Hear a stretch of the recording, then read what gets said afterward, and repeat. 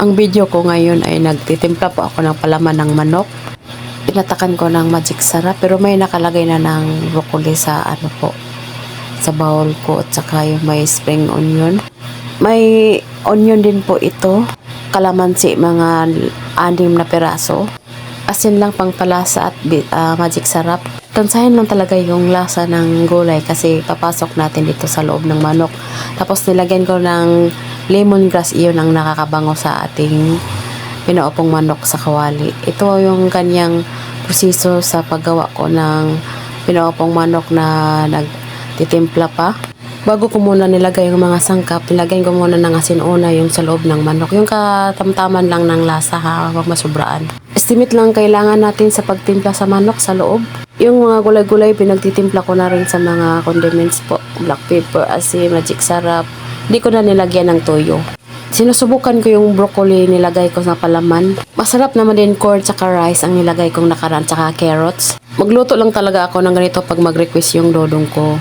Ako lang ba ang nanay magtatanong kung anong ulam sa mga anak? Kasi kung ako lang mag-isip, diretso. Yung sila naman ang nagre-graving sa ulam at lutuin ko yan. Gusto ko yung mga ganyan. Pinagtahi ko pala yung wings at pinag-isa ko na talaga sila at saka yung sapwitan. Hindi ko na talaga na-focus yung pagtahi ko sa baka ma-violation kasi ako eh. Ito na po yung buong manok ko, natali na lahat. At ako ng isang kalero. Lagyan ko ng katamtaman lang na tubig, ganyan lang na hindi maapaw. At sa tubig pa lang, nalagyan ko na ng mga black pepper at saka asin, magic sarap para din lumasa yung sabaw. Kasi pag matabang dito sa labas, sa tubig, ang manok ko ay hindi ma-absorb yung lasa. At napalambot ko na ng 1 hour yung manok.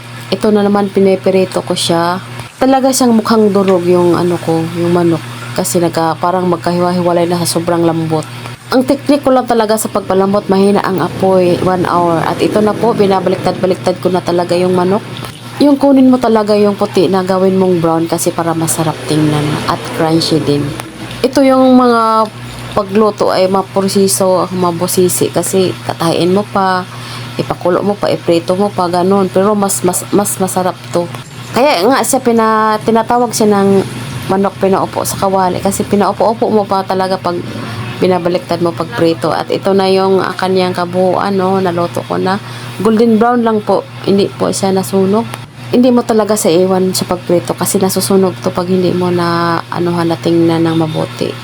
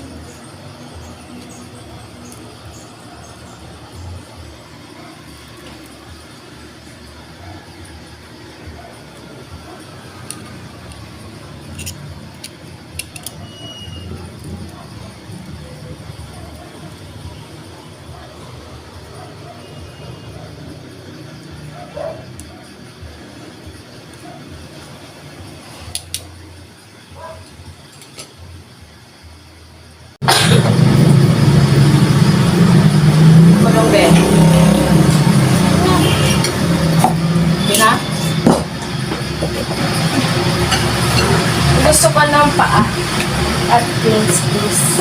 Ha? Greens of drumsticks. Ang lasa daw.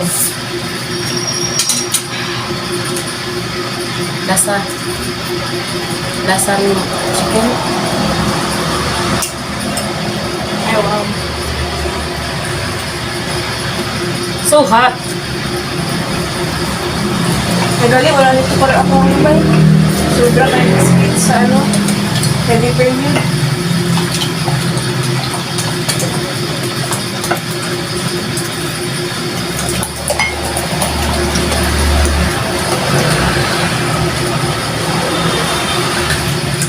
ano. Hapuli na naman pala kung di version. Corn di ano. Rice with corn. Nagbalik ko po. Okay.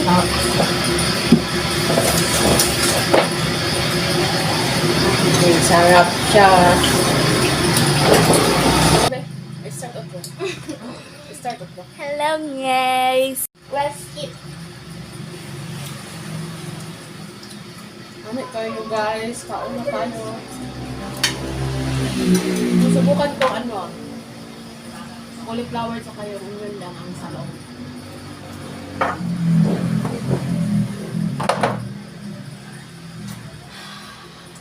Yummy, malambot.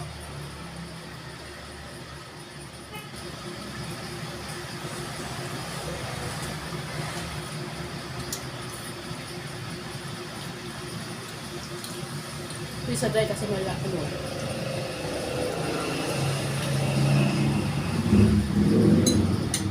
Tapos gulay.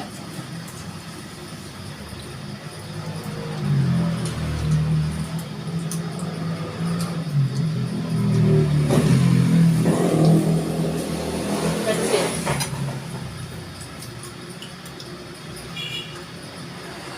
Ito yung tama asal ko.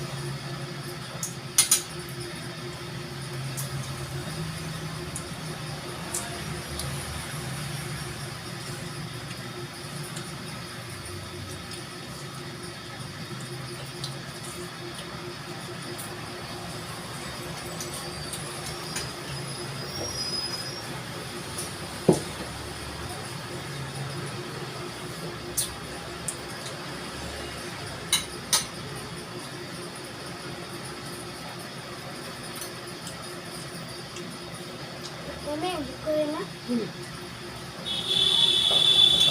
Ikon? Uli?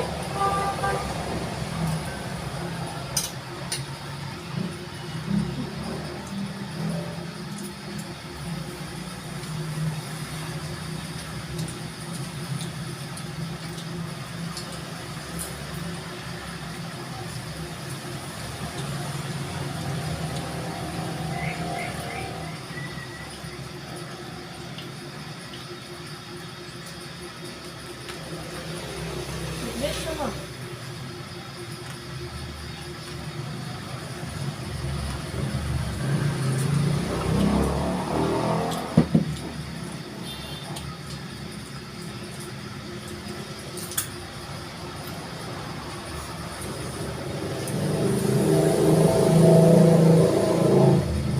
Lambot pati yung buto.